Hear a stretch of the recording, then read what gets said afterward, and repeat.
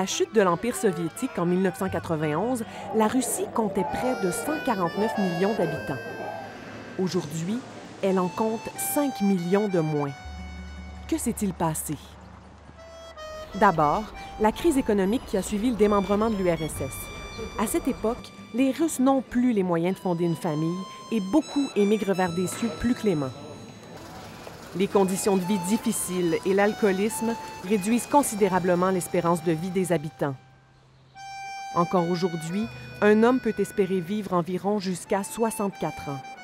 C'est 15 ans de moins qu'au Canada. Pour expliquer la diminution de la population russe, un autre facteur s'ajoute ensuite, l'avortement.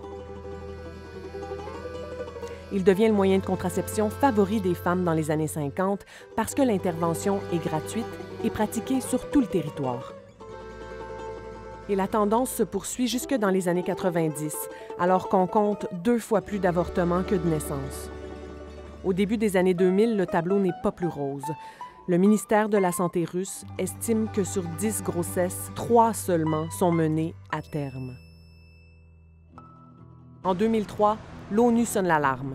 Si la Russie ne fait rien, elle risque de perdre le quart de sa population d'ici 2050. Vladimir Poutine décide de s'attaquer de front aux problèmes démographiques avec la bénédiction de l'Église orthodoxe. On assiste au retour d'un discours national conservateur, axé sur la famille et les valeurs morales traditionnelles. Mais surtout, le gouvernement propose des incitatifs financiers importants pour les familles dès le 2e enfant. Une politique qui semble efficace puisque la population russe n'est plus en déclin aujourd'hui.